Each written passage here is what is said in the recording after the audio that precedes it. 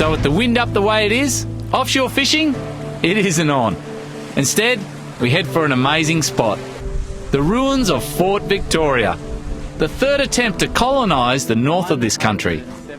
But it's fascinating how much untouched history there is on these shores. Now, I don't know about you, but I've seen some old stuff. This stuff is old. Yeah. So this is the kitchen for the hospital. The hospital down there, eh? Yep. Kitchen in. She stood the test of time pretty well, eh? So this structure is 176 years old.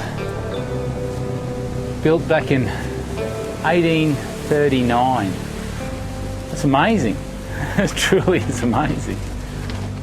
People lived and worked right here.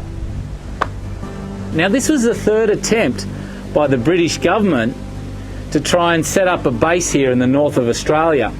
And their biggest fear was the Dutch coming in and basically taking over the north of Australia. So this point, or this particular little bay here, was chosen by, or recommended by, Philip Parker King, who circumnavigated and wrote the maps, drew the maps for what Australia is today. Now, the first 5 years was going really well here. They established these awesome buildings, they had an armoury, they had a blacksmith forge, they had it all going on. They had soldiers here, they had a fort. Now, so 5 years in, they decided that they would get the settlers in. So they went to Sydney and they said that there was land available, free title to land here up at Victoria Settlement for any settlers. Well, nobody took up the offer. They would have heard that the Fort Dundas settlement had lasted less than 5 years. It was plagued by Tiwi Islander raids and convict uprising because of the conditions. I suppose you can't blame them for not wanting to come here. As you can see, there's hospital here, and there's a reason for the hospital, because malaria, a lot of the soldiers and the settlers were getting hammered by malaria. Now this is really tough country. Now by the 11th year, they abandoned the settlement, and this is what's left today as you see it, 176 years on. Can't imagine what it would have been like to have to try and actually physically live here. You got a beautiful view. This country is so hard. Where all the hard work was done, mate. Yes, the blacksmith's forge. So old mate, the boilermaker, pretty much an olden day boilermaker. He'd shove all his timber and get a fire going in there. Then he'd be making things like nails and pitchforks and shovels, and all made by the blacksmith or the old boilermaker. I think we were born in a good era. Look at this, mate, looks like short people house. Get a load of that structure. It's like a house buried. She's buried down in the ground. That's their ammo bunker. Get a load in there. So this is where they'd store all their gunpowder, and you can imagine how volatile that stuff was back in those days. They want to keep it dry too, eh? Oh yeah, well definitely keep it dry, because it was useless when it was wet. For good ventilation. There's a lot of craftsmanship gone into something like this. It's amazing craftsmanship. Absolutely amazing.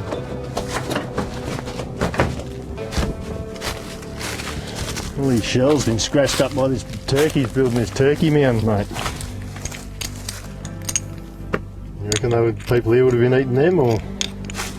No, well these are what they call cockle shells, and they found them down at the beach in the mud. But apparently the settlers didn't listen to the indigenous in this area, because they would actually tell them to eat these.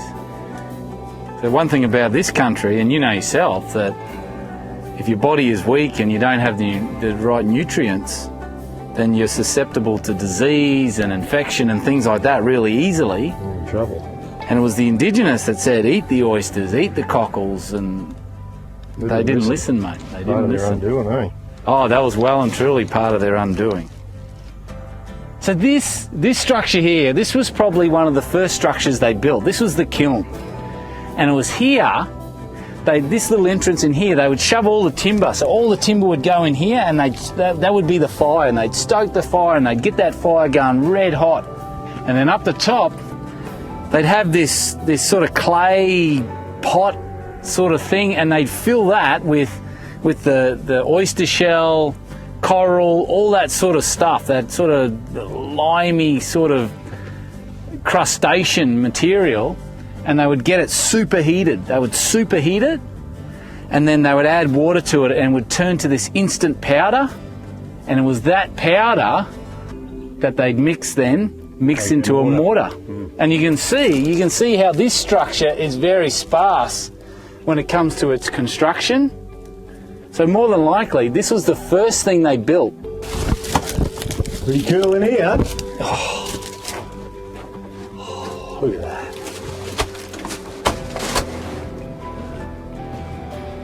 What a structure. It's pretty cool. It's cool at the moment. It wouldn't be cool when they're using it. No, it'd be hot.